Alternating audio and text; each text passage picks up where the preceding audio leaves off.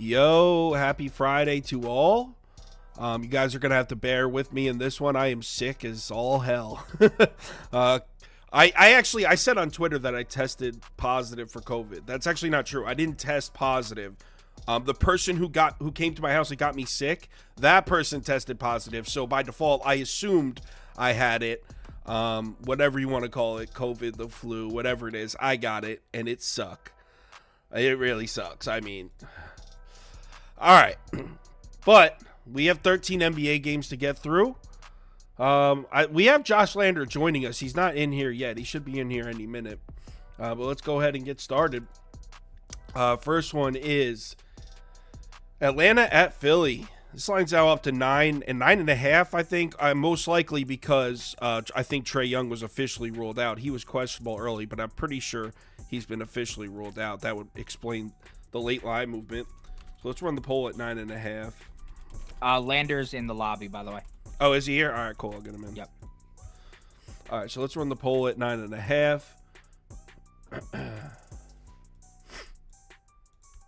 All right, got him in there.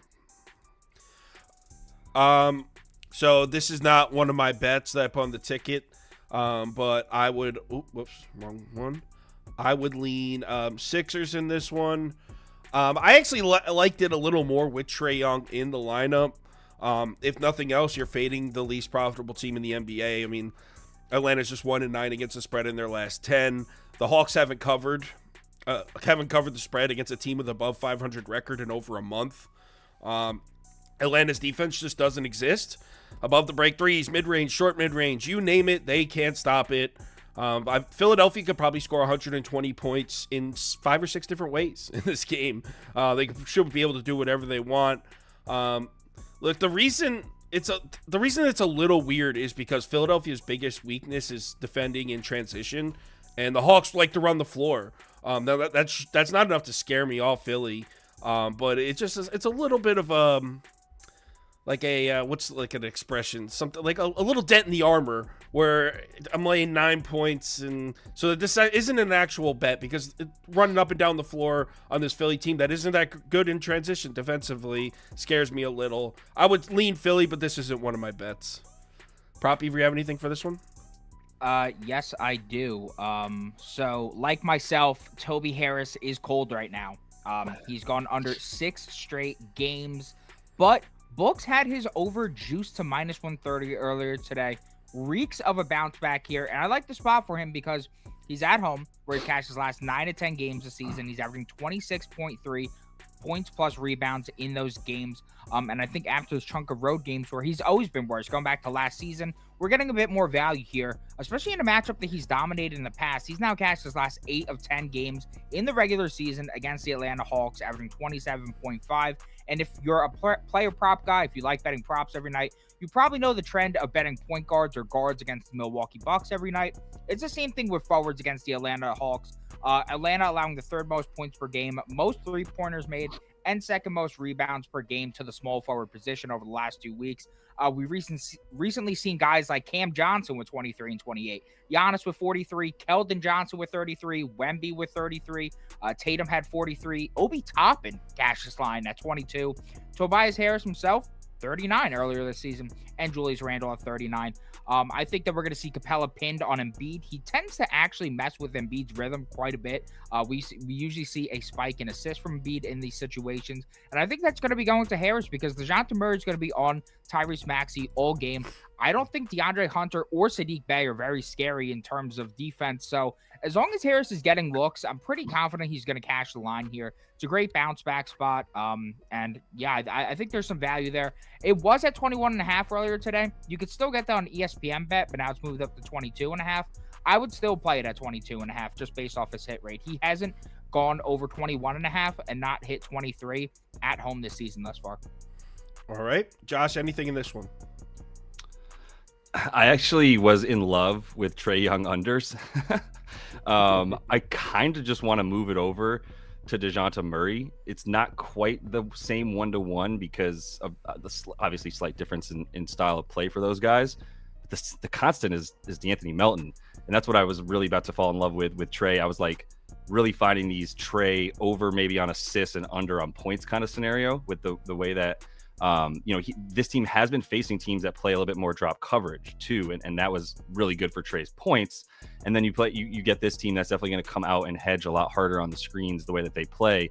It's still good. One of the things I was trying to take advantage of, just to be honest, I don't really have a bet at this point because I was ready to come on with Trey up until about an hour and a half ago, and then that died on the vine. So for the rest of this game, like I might be trying to figure out my next starting point for a look was isolation plays against Philadelphia. Like surprised at how bad they are at guarding the ISO.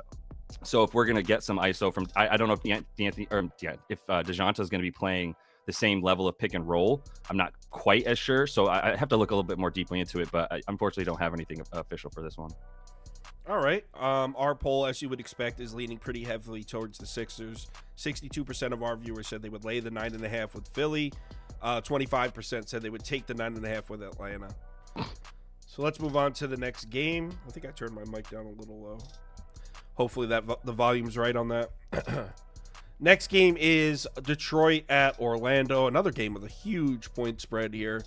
Let's run the poll on this one.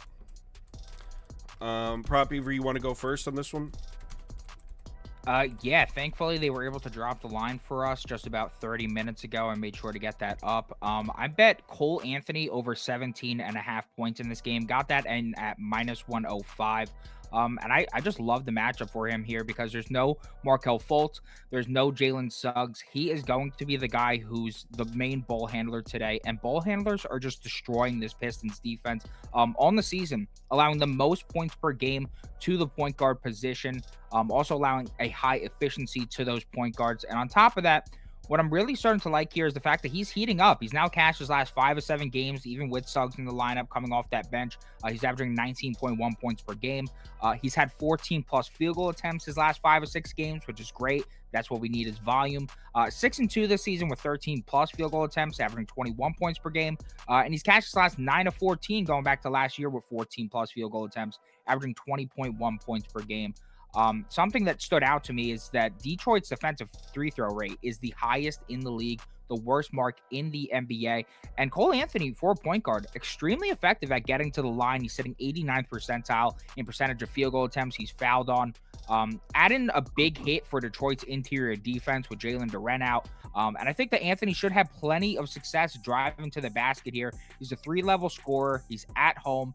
And I just think that with the lack of offensive weapons for the Magic, not only is he going to see more usage, but I think that leans to a bit more of a closer game. So yeah, I'm going to roll with the Anthony over 17.5. All right. Josh, aren't you on a Cole Anthony prop as well? I am. Yep. The exact same one. So oh, beautiful. There we go. I was hoping at the very end you said Jalen Duren is out, and I was like, damn, that was my last little bit of nugget that he did not already use that I could have said. But you covered it, bro. Like, well done. A plus because nothing to add. Ball handler looking to score against this team, gonna get a ton of minutes. You might consider the lack of defense that will be out there with Jalen Suggs not playing, right? And so now you've got Cole Anthony, not an awesome defender. Love you, Cole, as a small guard. Incredible what you're able to do, even like in the paint and around the rim at your size. But this is not a good matchup. Like, obviously, he won't be anywhere near Cade Cunningham at like 6'6". But there's going to be mismatches to be found for Detroit to help out that, keep this game close as to what you said. So, yeah, points there. Probably some stuff on the other side for Detroit, but mostly just, loved Cole Anthony in this game and Orlando to get over, honestly, probably to crush. I think like 135 points is pretty realistic for Orlando, the way that they play at home. Yeah, they've been average like 130 points a game at home. And I'm also on a Orlando Magic over, but it's not Cole Anthony. I went with Paolo Banchero, and the reason is very simple. Orlando, first in the NBA in free throw rate. Nobody gets the free throw line as often as the Magic. You know, I don't know what NBA team sends more players to the foul line. The Detroit Pistons. Nobody sends opponents to the foul line as often as the Detroit Pistons. And Paolo Banchero by far leads the Magic in free throw attempts. He averages about 6.5 free throw attempts a game. He should take double-digit attempts from the foul line tonight. So 22.5 is justified, even though it's a pretty high number. This actually didn't go on my final ticket either. That would just be my favorite bet for this game. Our polls all over the Magic. 54% of our viewers said they would lay the 11 with Orlando. Just 30% said they would take the 11 with Detroit. Next game. Toronto at Charlotte. Clear the board. I think this one's up to 5.5 now. I mean, either you guys have anything? This is a straight. I straight passed on 2 games. This was one of them. I think if I had anything here, I don't have a player prop, but a side that I'm leaning towards, and I'll put like a half unit on it. I do like the under in this game. I believe it's at 221.5, pretty low for a Hornets game, but over the last 4 games without LaMelo Ball, guess who's dead last in the NBA in pace? It's the Charlotte Hornets. And the Toronto Raptors on the road have been horrendous offensively. I was looking for some of their player props today. All these guys are going under their marks on the road. Pretty much everybody in terms of the starting lineup is struggling to hit their player prop overs on the road. So then I thought, oh, well, let me just check the team offense. Quite goddamn bad on the road. Hornets defense now is a mess. It truly is a mess. And if Mark Williams isn't there, it's an even bigger mess. But last 4 or 5 times the Raptors have came into Charlotte, they've gone under the total, and they've gone under the total set for that game as well. So I just think that it's a sharp under. You see the Charlotte Hornets, you think points. I think that this is just gonna be a very slow-paced game, and I think Charlotte's gonna struggle to score here because they lean on attacking the rim. But the Raptors' rim protection shown a bit of life lately. On the season, they're 25th. Last 10 games, they're 20th. But over the last 5, they're 15th. So they're getting better and better as the season goes on. So that's just my take on this. All right. Josh, would you do anything in this one? I'm currently on a strict no Raptors betting diet, so I'm not putting anything on it. But what I looked at was potentially Gordon Hayward and potentially Pascal, and it was a couple of things that you just said, Prop Beaver, which is like no Mark. If Mark Williams doesn't play, I can just see Pascal just dominating all sides of the boards on both sides, basically. And then Gordon Hayward doesn't need to get to the rim. He's been shooting a ton of mid range, and without LaMelo in there, he is up to 22 a game in his last 3 that he played without LaMelo, who's still out, I think, like another week, it said. So I'm not crazy enough to bet on Gordon Hayward right now, but there's some like looks there that make me go like, yeah, maybe it'll be a little bit closer than we think, but I don't think 5.5 is a ton of respect for Toronto. So I don't think the books are like, they're pretty onto that as well, right? Like this might be closer than some might think with how bad Charlotte is without LaMelo. All right. Doesn't seem like anyone's really liked this game. Prop Beaver's leaning under. Our poll slightly leaning Toronto, but not much. 41% of our viewers said they would lay the 5.5 with the Raps. 35% said they would take the 5.5. So it's pretty close to split on that one. Let's move on to the next one. Wizards at Nets. This one is up to 9.5, I believe, or last I checked. And I do have a bet in this one. I am going to take the points and play the Wizards at 9.5.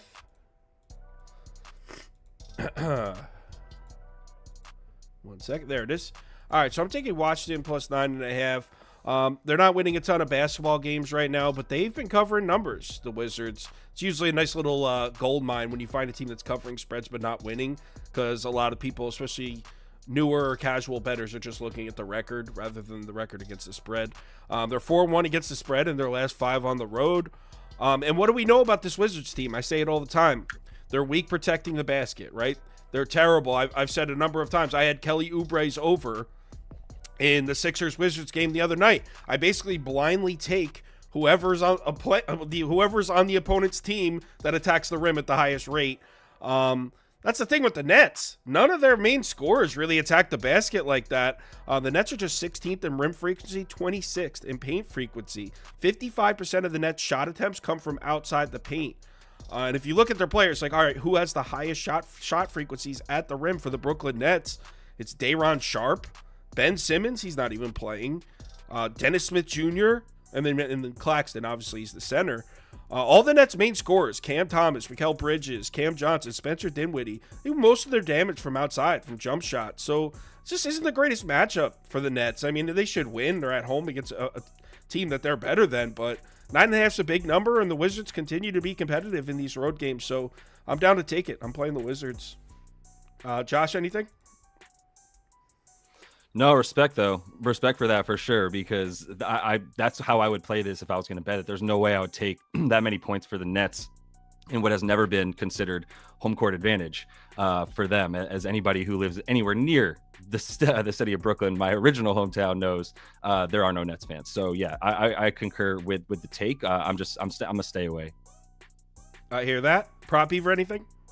I almost bet Claxton rebounds earlier today, but then it got really public. And the thing that bothers me with the Nets is Jacques Vaughn's rotations are just like so volatile on a night-to-night basis. Like if I knew Claxton was for sure going to get 27 minutes, I would have went to hammer down on it. But I just don't. Every single night, it's a question mark whether he's going to be playing or not. Doesn't matter the matchup. Doesn't matter the situation. Just weird minutes in that Nets rotation. So I'm just going to sit out. All right. Well, I'm down to play it. I'm on the Wizards. Our community is against me, though. Looks like 46% of our viewers said that they would lay the points with Brooklyn. Just 36% said they would take the points with Washington. 15% of you clicked over, though, which is a lot. So a lot of our viewers are taking the over in this one. Next, Knicks at Celtics. New York Knicks. This number was at 7.5 last I looked. It's so hard for me to bet this one, and objectively, look, I don't have many loyalties left when it comes to like my child fanhood. I grew up a Cowboys fan. I could care less about the Cowboys. I'm down to fade them at any given moment. But the Knicks, I still root for the Knicks, and it's tough for me to fade them sometimes, and especially against Boston. Growing up where we did, Boston's not the most loved town. So I am taking the Knicks here, but I don't absolutely love it. But I mean, I do have reasonings for it other than I just want the Knicks to beat the Celtics. They always play Boston tough. Under Thibodeau, they match up well with what the Celtics team likes to do. Shoot a lot of above the break threes. Celtics actually take 39% of their shot attempts from are above the break threes. Knicks play very strong defense on the perimeter. I'm fully confident that the Knicks defense can give the Celtics offense problems. Where I'm a little hesitant, the Knicks offense is just so stale under Thibodeau, and it's so reliant on jump shots, and they don't even have the best shooters. So, I mean, there's going to be opportunities because that is the weakness of the Celtics defense, is defending the long jump shot, defending the three-point shot. So if the Knicks aren't completely cold, they should cover this number. But with their shooters, they can go completely cold, and they could definitely lose a double-digit game here. But as long as the Knicks shooters are decent or better, they should cover this number. And I feel the Knicks are the right side to be on. So I'm taking the 7.5 with this one. Prop Beaver? Yeah, I don't know. I'd probably lean the opposite way. This Knicks team, whenever they play good opponents, they just seem to crumble. I mean, one thing I do like about the Knicks, betting the Knicks, if they're playing a bad team, they take care of business. They do what they're supposed to do. In these bigger games against teams like the Bucks, anybody with a winning record, I'm pretty much looking at the schedule wise, they just don't do well, and most of the time they don't even cover the number. So I don't really like them tonight. But what I do like is I like Mitchell Robinson under 9.5 rebounds. You can still get that -110 on ESPN bet. Most books have that up at -130 right now. I love Mitchell Robinson, one of my favorite players in the NBA, despite his lack of any form of scoring bag. But I just don't like the spot for him on the glass tonight. 2 games against Porzingis and the Celtics this season. He's 2-0 to the under, averaging just 6 rebounds on 10 chances. Super, super low. And both times I watched the games, I watched the highlights today, so I had a better read on it. He's just pinned on Porzingis no matter what. He's just staying on the perimeter, and that's what Porzingis does. So it's pretty hard for him to grab those rebounds, get back to that get back to line and grab the boards. That's mostly what Julius Randle's been doing in this matchup. Porzingis set to return tonight, so that's not really great for Mitch either. Mitch relies on a lot of offensive boards to hit his overs thus far to this point, but Boston allows the 4th lowest percentage of offensive rebounds and allows the 4th fewest rebounds per game overall at home. And Mitch was great to start the season. I remember cashing with him early in the season, but you look at his total set for the past 6 games. He's gone under his total the last 5 or 6 games against his opponents. And during that span, he's averaging just 7.7 rebounds on 13.7 chances per game. He's going to be facing a Boston team that I don't think Porzingis is the most aggressive rebound in the world, but I would say Holiday, White, Tatum, and Brown are all guys who are going to crash the boards. they're a team that allows the third fewest rebounds per game to centers. I just like the under here. I think Mitch is kind of losing a bit of that motivation. I feel like this happens probably once or 3 times every season, where he gets mad that he's not getting the ball. Somebody in his camp or whatever will tweet out like, "Oh, got to get this guy the ball," yada yada yada. Just happened last week, and he just gets unmotivated. Yo, and, whenever we toss him the ball, he drops it. He can't even catch a simple pass. To put it nicely, his ass offensively. He doesn't deserve the ball. He's got to be one of the most disappointing players. As a Knicks fan, I was when he was his rookie year, his second year, I was like, yo, this is the next Rudy Gobert. I was big on Mitch, and he's been so disappointing. I mean, he's not a bad player. I'm not shitting on the guy, but he's got breaks for hands. Yeah, to say like he needs the ball more, like, bro, you're not the most offensively gifted guy. Josh, it's mad weird. It's mad weird how like he doesn't have that level of self-awareness. Like, how can you shoot 40% from the free throw line and be like, give me the ball? Like Andre Drummond gets fouled off the floor because of Hackett Drummond. Like, if Mitch Robinson was able to be on the floor at the end of games, he would get hacked. But at least Tibbs keeps him off at times.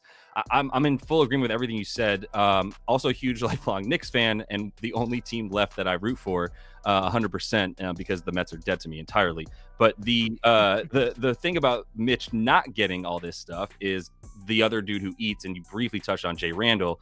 And so I actually was doing something earlier this morning, a pod with someone else, and was like going through my logic for taking a Julius Randle over 35.5 PRA.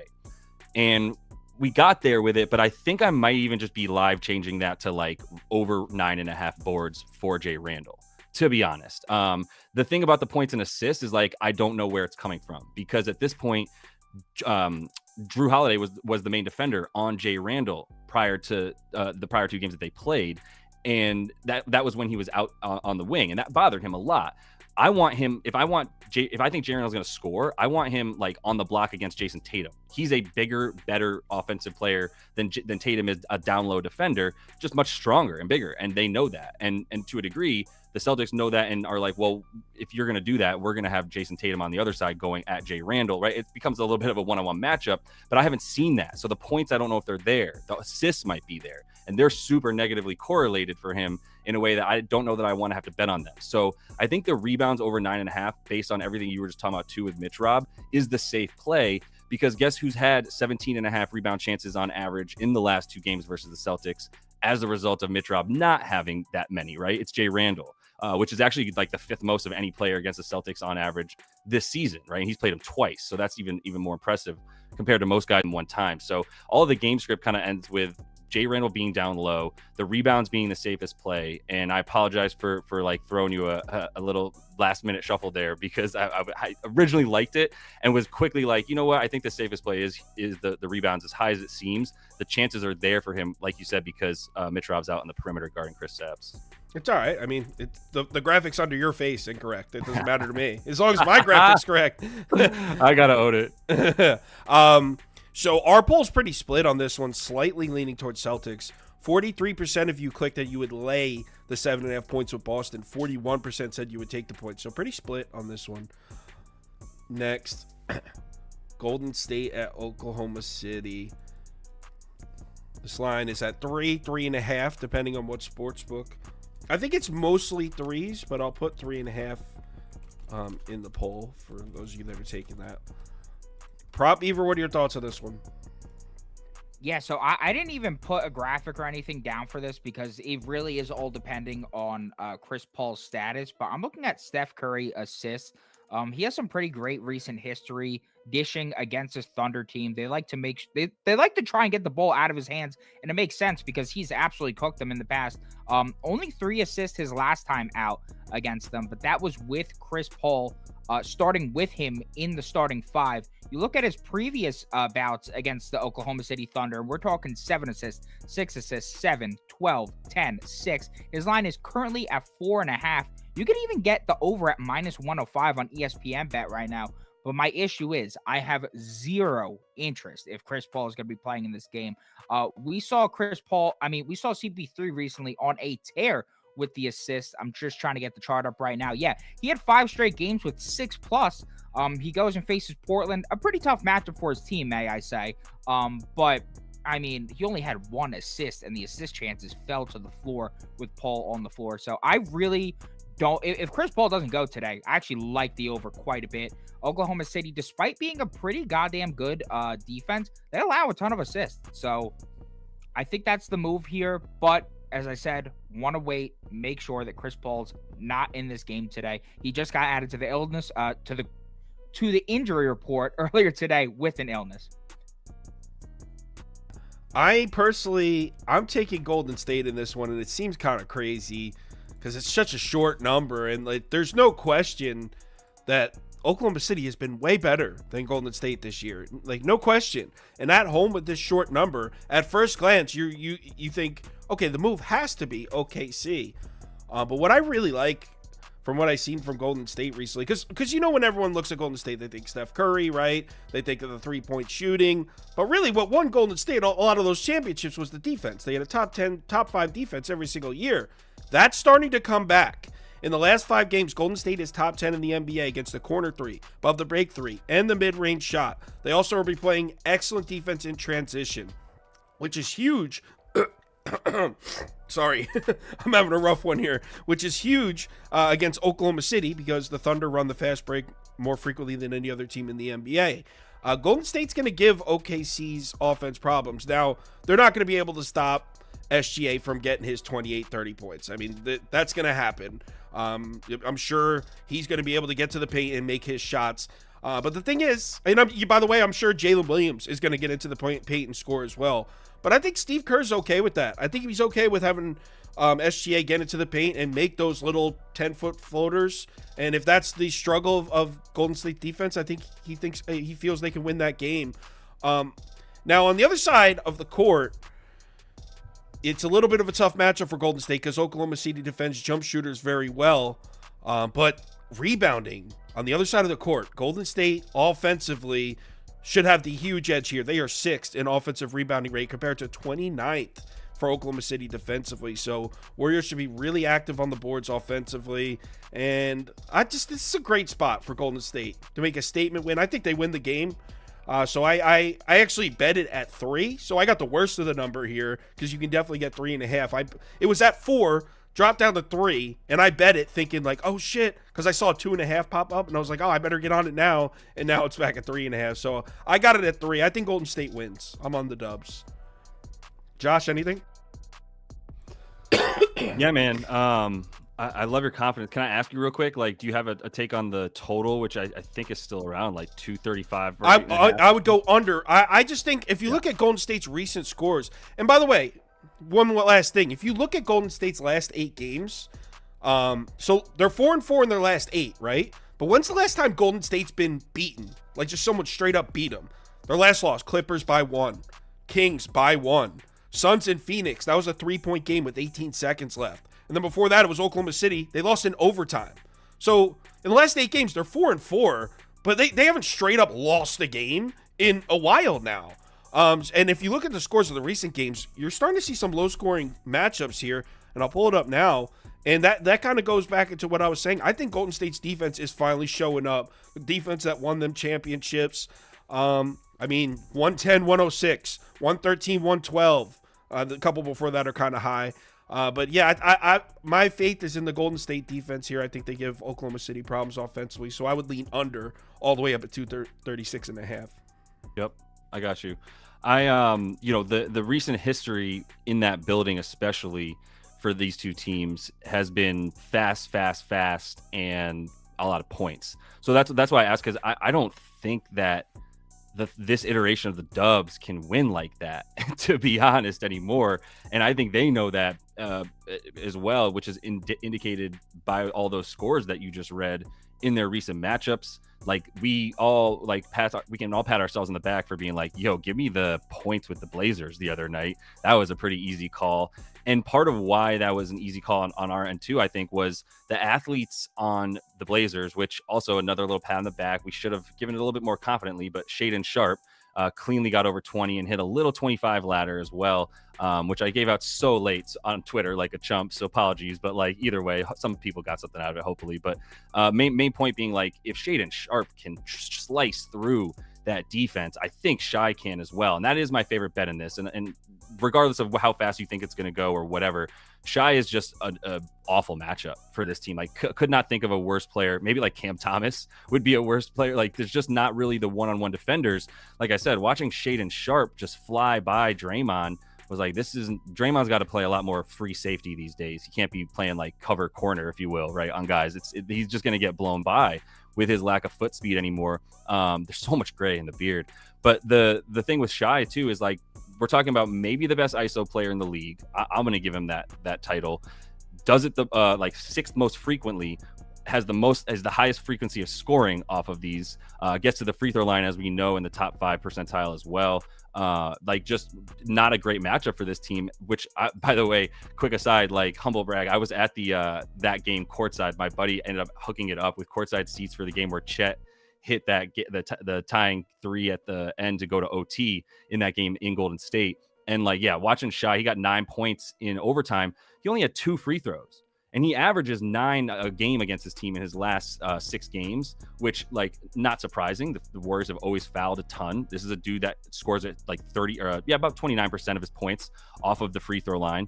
And then the rest of it is like mid-range and getting to the rim. And that's exactly where this team is weakest. It is wild that the Dubs are so good at second chance points and those offensive rebounds this year. It's like they kind of turn back the clock to a while back where they were like, we just got to attack the glass on both sides. But either way, like, Shai is just such a bad matchup for them. I see him getting an easy 31 there, which he's gone over in 4 of his last 6.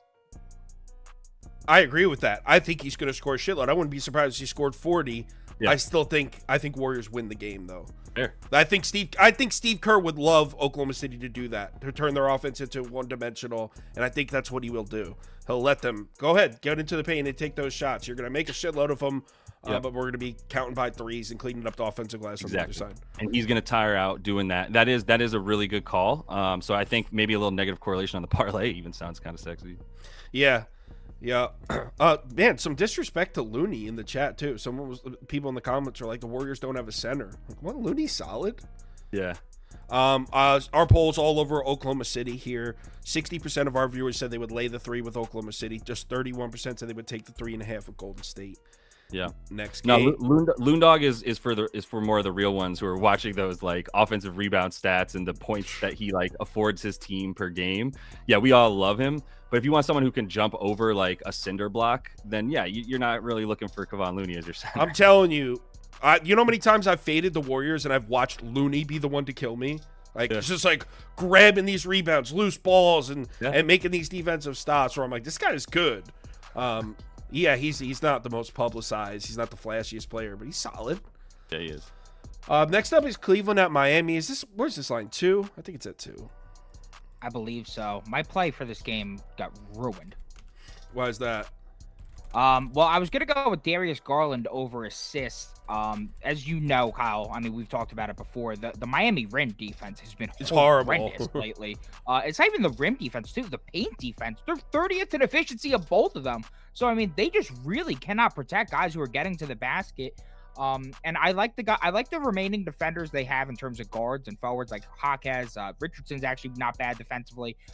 But like the Kevin Loves of the world, the Orlando Robinsons, like that's who I wanted to focus on here. But the problem is Evan Mobley did not participate at shoot-arounds today, was not even present at shoot-arounds today.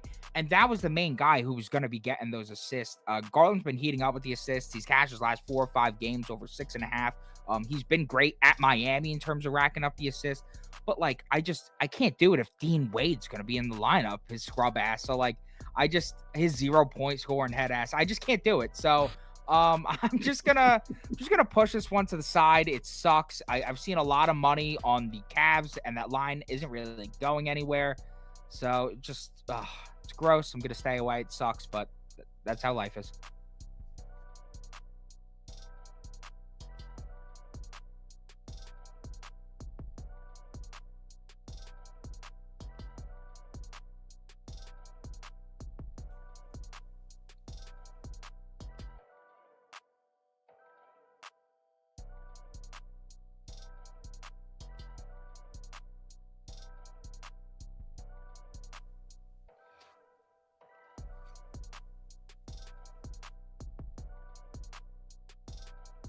Yeah. Caleb Martin's dope, but very small for a power forward. Yeah.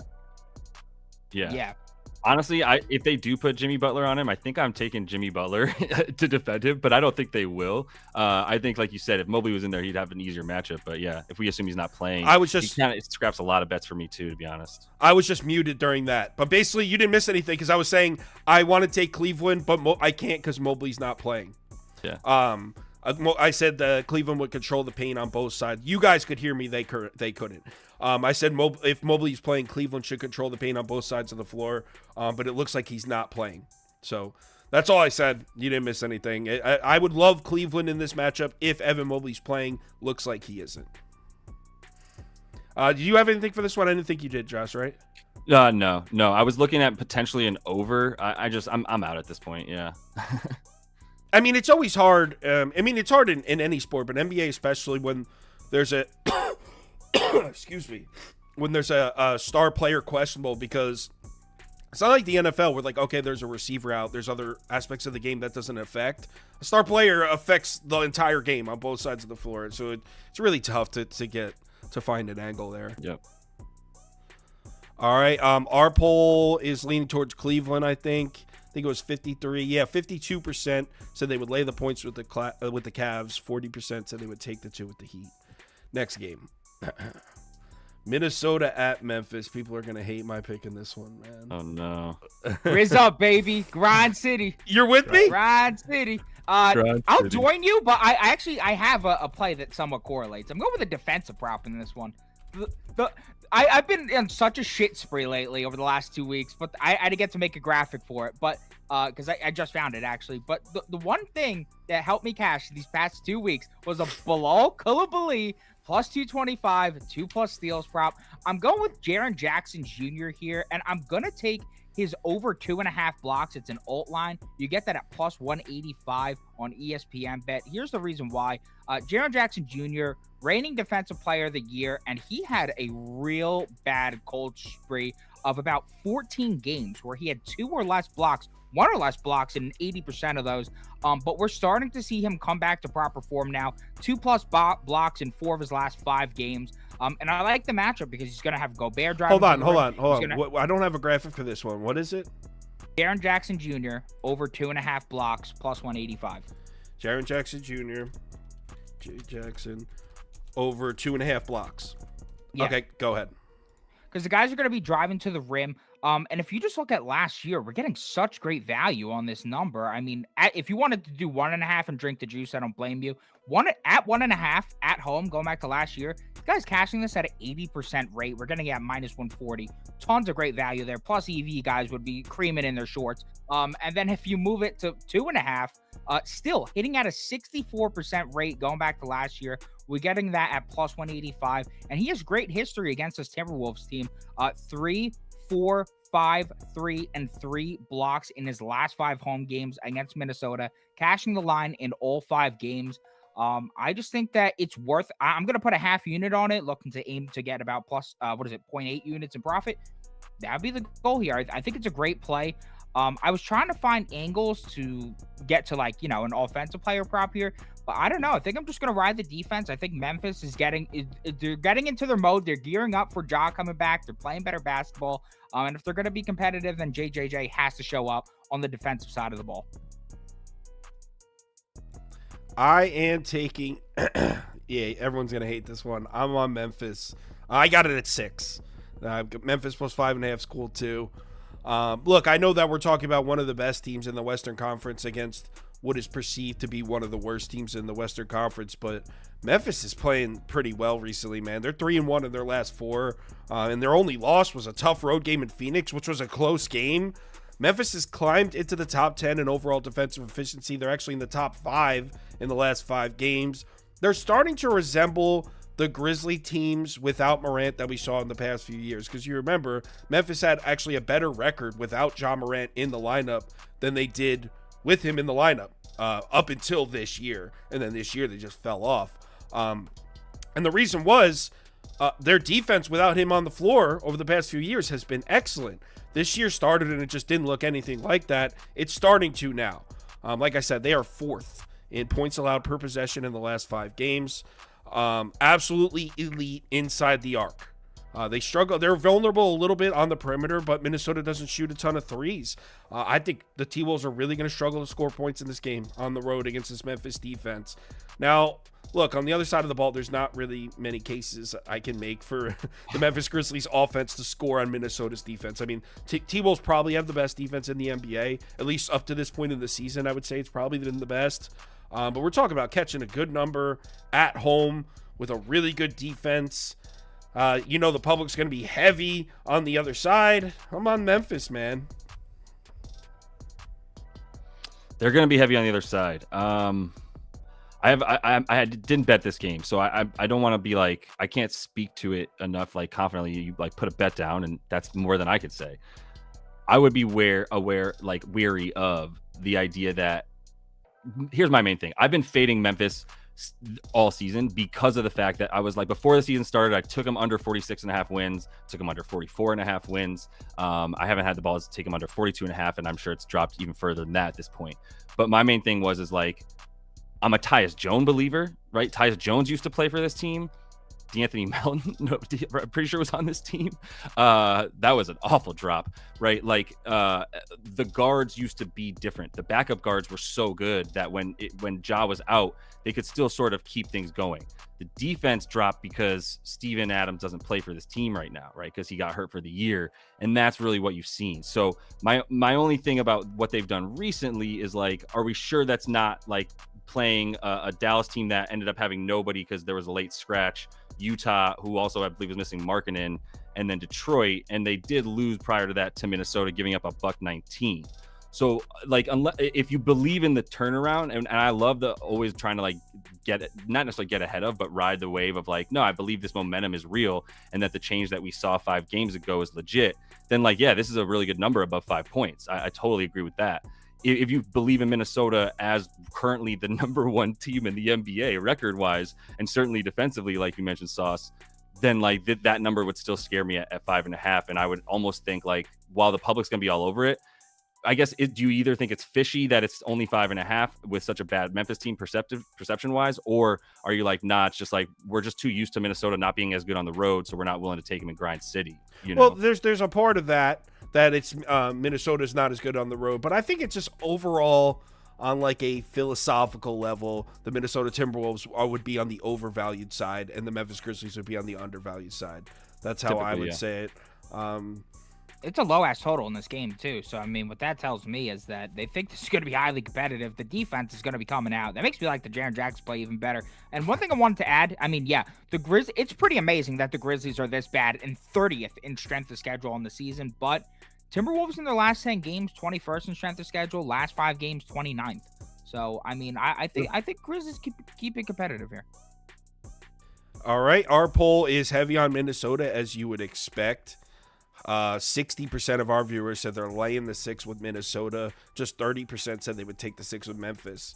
So those of you, the 30% that clicked Memphis, we're on our own little Memphis Grizzlies island. Hopefully enjoy our stay. Chicago at San Antonio. You guys could go because this is a pass for me. This is my second and final pass. I have no interest in laying the points with the Bulls against anybody on the road, but I won't bet the Spurs. I won't do it. So it's a pass for me. I got 2 bets in this game. So first one we're going to talk about, it was the first one I tweeted today. I'm going with Kobe White over 25.5 points plus assists. I saw that FanDuel now has that at 24.5, which is just great. Really, really love that. Love losing CLV in a cold spree. But one thing I will say is I've been gaining tons of CLV lately and haven't been winning those bets. So 24.5, if you could get it there, 25.5, fine with me. Point is, I love the spot because we're already seeing the guy heat up right now, and now no Levine on the court, which is huge because he's cashed his last 4 or 5 games without Levine. He's averaging 30.8 points plus assists in those games, 16 plus field goal attempts in all 5, averaging 13.6 potential assists per game. So tons of opportunity for here against a Spurs team that has consistently struggled badly against point guards this season, allowing the 3rd most points per game, 2nd highest field goal percentage, 6th most assists per game. I typed that twice, actually. I got to fix my tweet. So 6th most 3-pointers made and 7th most assists per game. My bad. Guards against the Spurs this season with 16+ field goal attempts are 16-2 to over 25.5 points plus assists. And White shoots 53% of his shots from the 3-point line, 85th percentile amongst combo guards. Pretty big because the Spurs defense bottom 10 in both above the break and corner 3-point frequency and efficiency. White has also seen his drives to the rim dramatically increase from 9.7 to 16.3 without LaVine on the floor. Spurs D bottom 7th in both rim frequency and efficiency as well. It's a pace-up spot on the road where White is seeing a boost in efficiency, so I like him to stay hot in a smash spot. And then the other play I have for this game, he's treated me well thus far, so I'm going right back to him. I'm going with Wemby. I'm going Wembanyama over 12.5 rebounds plus assists. He's caught fire in the RA department, cashing his last 8 of 11 games, averaging 13.5, averaging 20.2 rebound plus assist chances in those games as well. Now he's going to face the Chicago defense, allows the most rebounds per game and 4th most assists per game to power forwards. While the Bulls are slower in pace, their horrendous offensive efficiency does make up for it. And I really like this because we were talking about how we don't like Vooch. He's afraid of attacking the rim. And Zach Collins tends to always man up the opposing 5. I was watching some of the highlights of the games. He's always on Jokic. He was on Gobert. He's a guy who's going to follow the opposing center around, and Wemby's going to patrol the paint. And when Vooch shoots the mid-range in the 3-ball, I'm pretty confident that our 7'4" guy we're backing is going to be able to clean the glass there. Vooch should see increased usage as well with LaVine off the floor. I like that the spread is close because Wemby has been very profitable when he gets proper minutes in those close games. 6-0 at home this season with 31+ minutes, averaging 15.3. And then I just had the assist in there as well because he's been a wagon at home with the assist. I feel like the Bucks all season have been disrespecting him in that department because he always goes under on the road and always goes over at home. I think it only adds more value to a bet on Wemby's boards. So, yeah, I think he's going to stay consistent here. I think he cashes the number. Ohtani hasn't signed with the Blue Jays, right? I mean, it may have just broke. I have no clue, though. No, I just checked. There's nothing new. I've seen a lot of people saying that. I think it was Bob Nightingale that originally reported it. So, yeah, I feel like it would be all over. I feel like my phone would be buzzing like crazy if that actually happened. No, that's what I'm saying. Bob Nightingale was like, "This is what I think is about to happen shortly," and everyone just went off being like, "No, this guy's an idiot. He's gotten everything wrong." And then they were quote tweeting like him with saying Aaron Judge was going to the Giants and all this stuff. So like, if you see it trending, it's because they're making fun of Bob Nightingale. Got it. Yeah. You have a bet in this terrible game? I don't, man. I was looking for a way. Kobe White just got so high for me. Like I was on him a little bit too, or before this Prop Beaver, like you were saying, and the LaVine thing being out. It's not a bad bet at all. For me, it's like something I was betting, and then I lost the value on it, and I'm kind of like I'm off the wagon now, kind of thing. Yeah, I'm surprised Prop Beaver had that many notes for this game. Like he looked at Bulls Spurs, and it's like, let me do a deep dive on this one. I think there's value on both sides. Yeah, for sure. Dude, Brad wasn't here to talk about all the duty games, so someone had to. Exactly. 45% of our viewers said they would take the 2.5 with the Spurs. You know what? I'm putting it up. I'm putting Bulls minus 2.5 up. Like people think the Spurs are gonna win. It was kind of like the show the other night where I was like, I guess I'm leaning Memphis, and then everyone voted Pistons in the thing, and I was like, okay, I like Memphis now. Love it even more. I mean, one thing I gotta say, Bulls 3-0 without Zach LaVine. Crazy how that works. Wow. Bad vibes are everything, man. Yeah, get the good vibes in there. What are you hating on Zach for? Dude, no, because he thinks he's so much better than he is, and it brings the rest of the team down. He's nice. No, he's good, but he's not him. He's not him. Okay. He would need to go somewhere where he respected the 2 stars ahead of him and wasn't whining when he didn't get the ball. Because if he's your second best player, you still ain't winning much. I'm just gonna put mine up here because I have about 2 sentences to say about this game. I would lean Denver minus 9. Didn't bet this one. Not on my ticket. But it's literally this simple for me. Houston's 0 in a million on the road. What are they? 0-8. 0-8 on the road, and Denver's a perfect 9-0 at home. You got a team that's never won on the road and a team that's never lost at home. 9's a little high for my taste because Houston has been playing really well, but I wouldn't go any other way. If I was betting this one, I would take Denver minus 9, maybe pair Denver money line with something. But yeah, Nuggets at home. Josh? Yeah, Nuggets at home.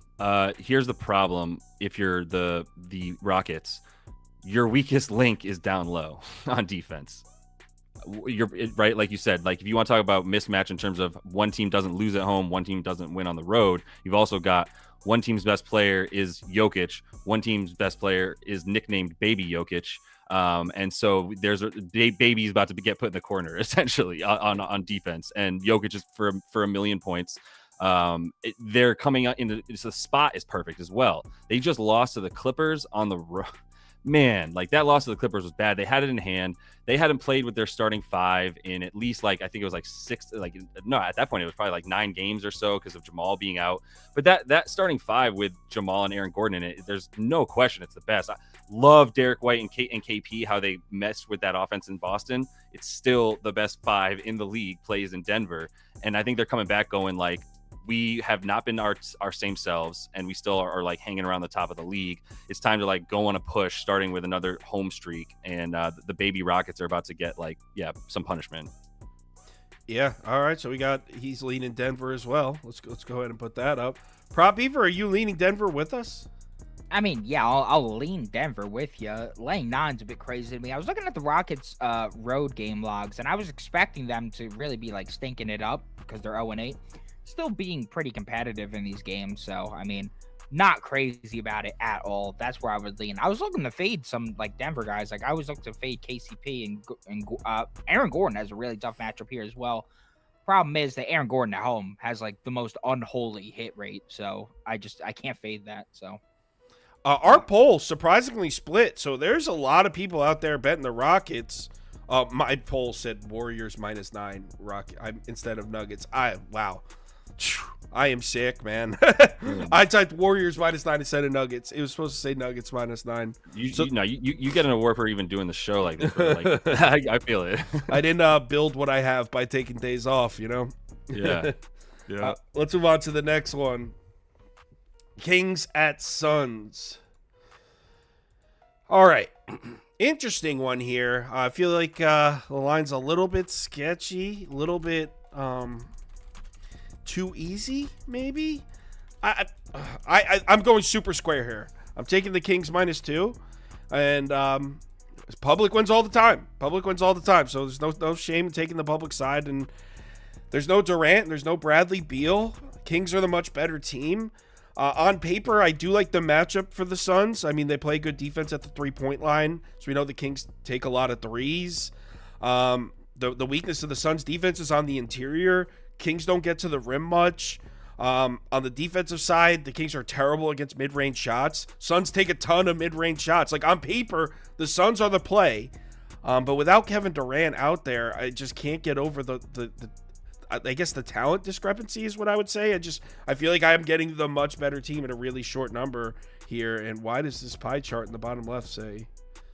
1 second. It says NFL here. 1 sec. Let me fix that. There we go.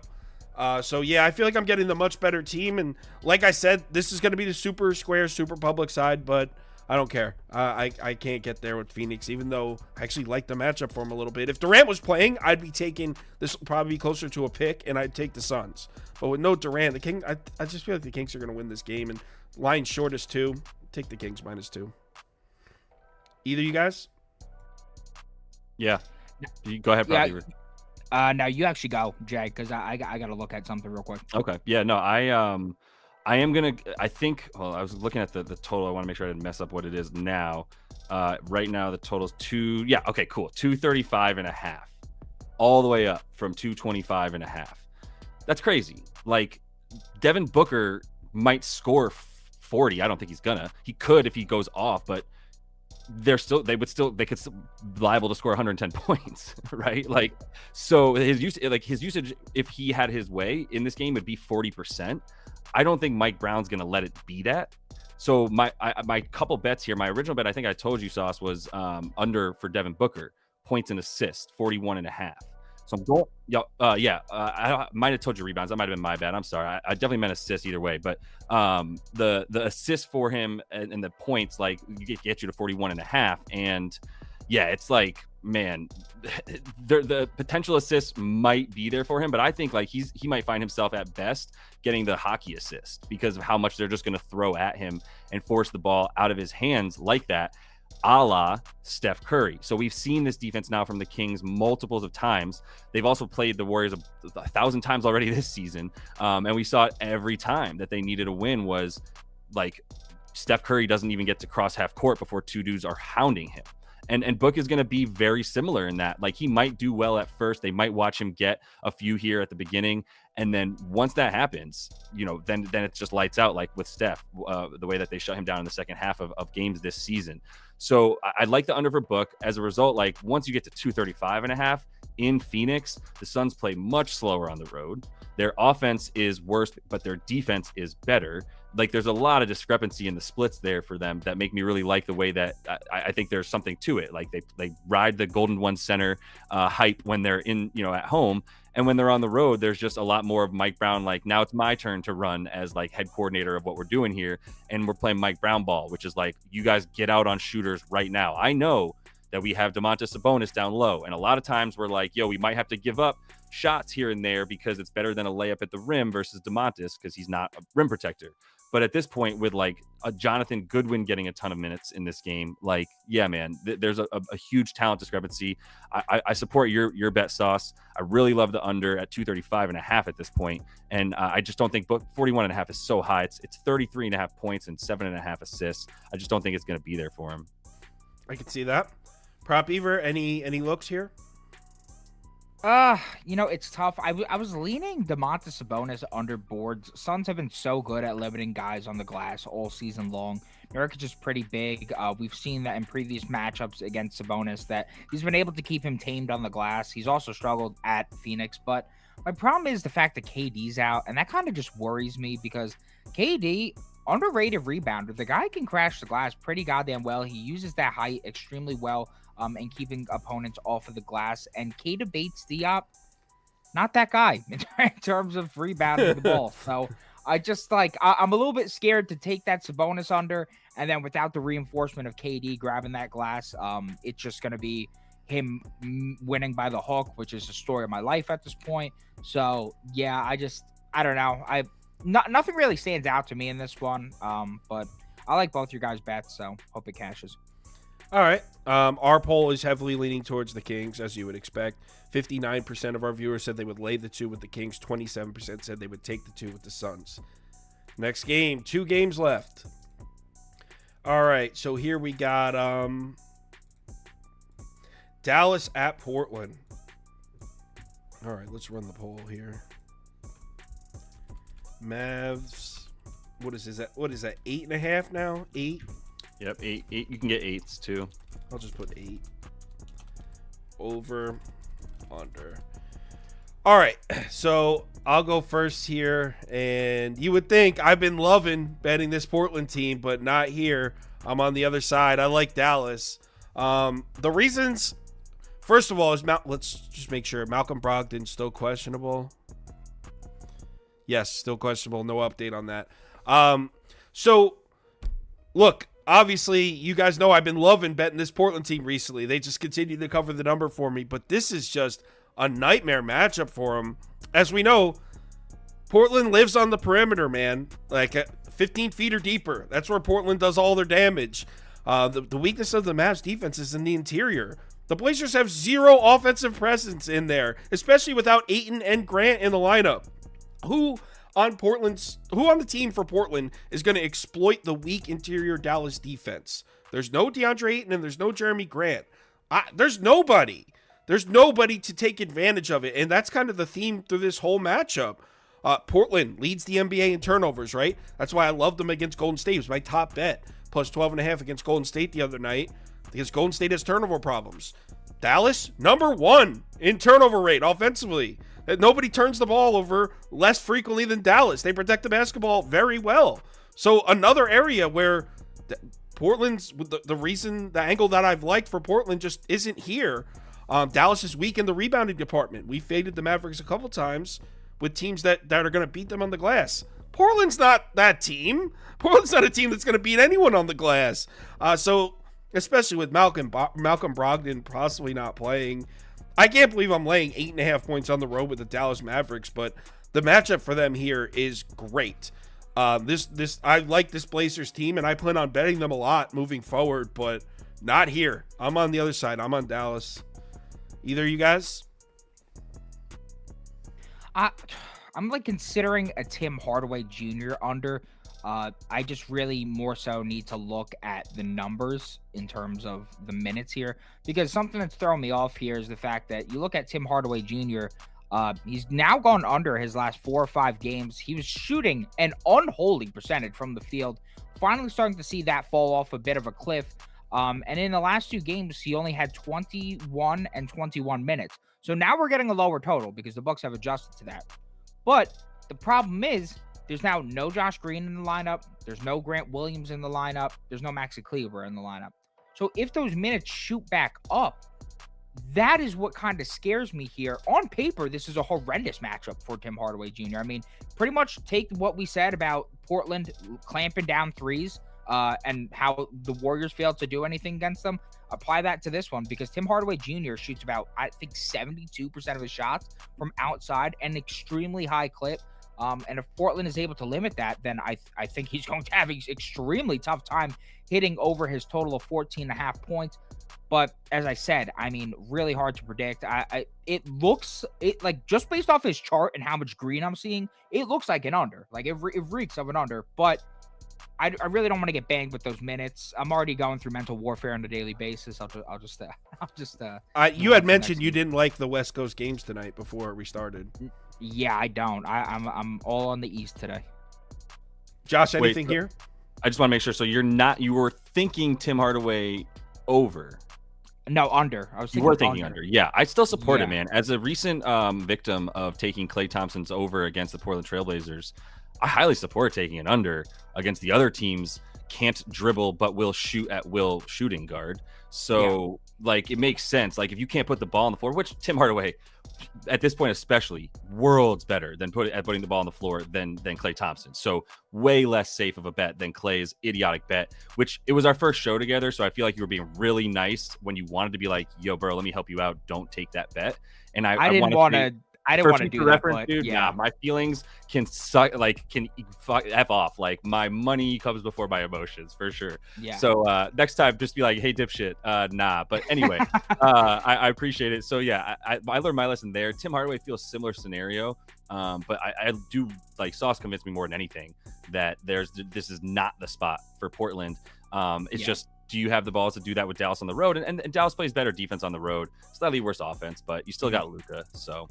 You know what it is, too? Duop Reith, great rim protector, not a guy that attacks the rim at all whatsoever. I was looking at his cleaning the glass. He's like in like the 10th percentile of rim frequency as a big center. So, yeah. Amazing. I'm with you, Kyle. It's a good pick. Yeah, I mean, it looks like I thought that Portland might shape up to be a public dog. That's not the case. But we're on the public side here. It doesn't scare me off or anything. That was another angle, too. I thought it might have been a public dog the way Portland's been playing. But no, it looks like the sharp side would be Portland. Don't care. Dallas. And our poll agrees with me in a big way. 71% of our viewers agree with me on the Mavs. Just 23% said they would take the 8 with Portland. It matters a lot if Malcolm Brogdon plays. He's the adult in the room for sure. If Malcolm Brogdon doesn't play, I love Dallas. Yeah. All right, Clips at Utah. Oh man, what a shitty game to end with. I know. Like, not your fault. It's not your fault. Yeah, I don't make the rules. Slime was at 7.5. And you know what? Not only is it a shitty game, but I hate my bet in it. It's like a shitty bet for a shitty reason. And here, I'll put it up now. I'm on Jazz plus 7.5, but you're gonna hate. You're gonna hate the reasoning. You're on the other side. No, I'm with you. I love it. Let's get it. Well, my reasoning is just very simple. Utah 8-2 against the spread at home. Clips 3-7 against the spread on the road. You've got a bad road team on the road laying 7.5 points to a good home team. So that's about it, because after that, it's tough to find angles for the Jazz, man. I mean, Utah's got the edge in the rebounding department, but there's no Lauri Markkanen, who leads the team in rebounding. So, I mean, I'm sure that Utah still will win the rebounding battle, but without arguably their best rebounder, it's tough. Maybe not their best rebounder, but one of their better rebounders. Is with Jordan Clarkson still questionable? No, it looks like Jordan. He's playing. Yeah, he's playing. That's good. That's good for this bet. Clips take a ton of shots from mid-range. Utah bottom 10 defensively, both against the mid-range and the short mid-range. I guess you could say, hey, the Clippers are coming off back-to-back huge wins against Golden State and Denver, and maybe this is a letdown spot on the road for them against the Jazz. You could say that. But that's pretty thin. This is a thin one. You want me to help you out, man? Yeah. I'm betting this, but it's not a strong one for me. Let me help you feel better about it a little bit. Go ahead. The team who has the highest frequency of isolation plays, who do you think that is? Clippers, right? Followed by the Mavs, which another reason for the Mavs not turning the ball over is they have a human computer playing point guard that has the ball in his hands for the entirety of the game, and he doesn't turn the ball over, Luka Doncic. There's not the same level of one person having the ball in their hands because now there's a Kawhi and a PG and a James Harden on the floor at the same time.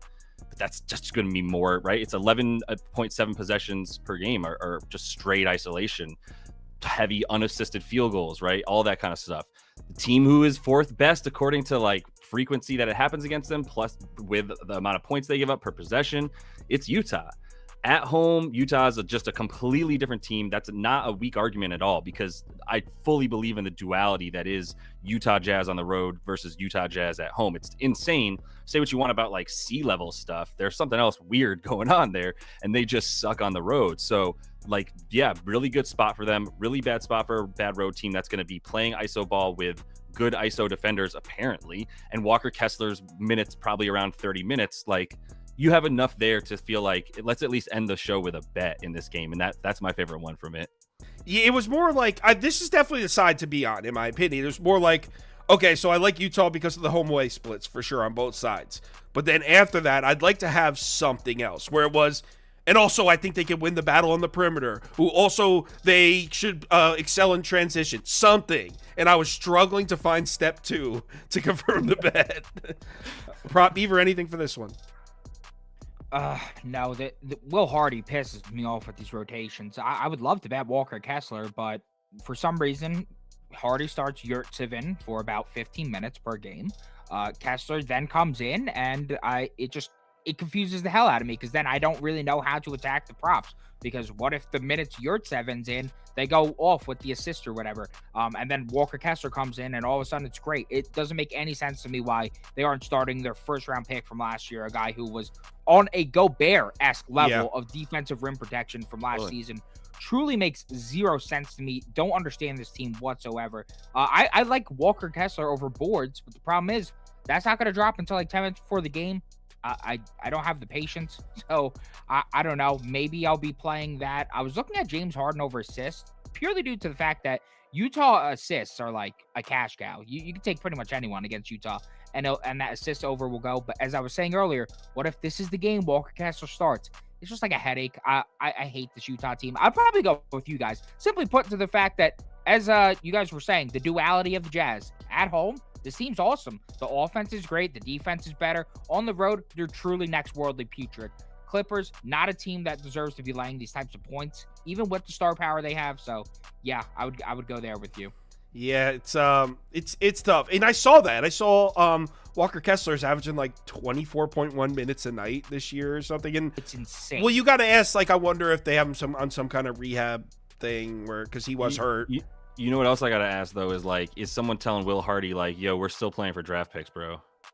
I hope not because that. Did you see what Pop did? Pop put Chetty Osman in the starting lineup the other day. He's not a member of the starting lineup. Remove them from the minutes. NBA. Remove the Spurs from the NBA. 30 minutes for Chetty Osman in the year 2023. The Spurs are a joke to the league. What they do. It's crazy though that the Clippers like are only 7.5 point favorites when the Jazz just lost by 50. Now I understand that was on the road, but like, aren't we the in the minority of people like getting that nitty gritty with the stats? Like, how is it not a little? It's just weird, also in that sense. But 50 points, man. Yeah. All right, let's run the community parlay real quick. So we got Hawks, Sixers. Sixers won that poll. If you're new, the community parlay is you will pick our 4 favorite money line winners via poll, and we'll bet it together and probably lose because the community's been cold as all hell. Wizards at Nets was Nets money line. There you go. First leg. Have some optimism, you pig. You think the people community are gonna want to bet the community parlay when you're talking like that about it? The community. Well, they shouldn't bet it at this point. It's been so cold. Want to give my people that was pretty shitty marketing though. Shout out Prop Beaver for bringing that up. Yeah, I mean, I think the shittier marketing would be like putting on a smile and acting like it wins Fair. all the time. Transparent. Yeah, true. I think what you're trying to say is like, let's get some dogs in there, y'all. Yeah. Let's just win one. Chalk don't win. Yeah, I mean, my first ever NBA bet legally on like an online sports book was like a 5 favorite money line parlay that hit. And that was the worst thing that could have ever happened to me like the first month of betting. Yeah. That happened to me in college, and I was a square for like probably 2 years. And then I realized in the Conor McGregor versus Poirier fight, all my boys were betting McGregor. I'm like, I'm going to bet Poirier. And that's when it all clicked. And then it clicked. That's when everything made sense. It's like, okay, wow, that's kind of dope. Hell yeah. Cavs money line. Part of that for me too was finding the Orlando Magic against the spread as underdogs for like a couple of years, and the Thunder and all that the last couple of years. Yep. Like, just believe, baby, believe. Just kept covering. OKC's been a cash cow against the spread for 2.5 years now. Yeah, they're insane, man. Yeah, they years, another year where they're one of the most profitable teams. Not tonight though. No, Dagenal's a heavy better though.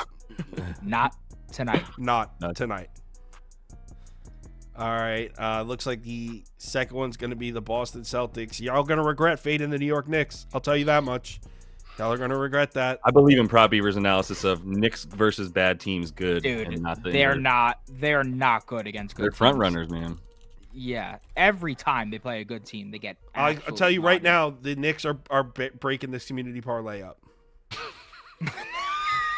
I don't know, man. I'm here for it, man. I'm here for it. Just go ahead and check the recent history between the Celtics or Knicks. Knicks are the Celtics daddy. No, the bad thing.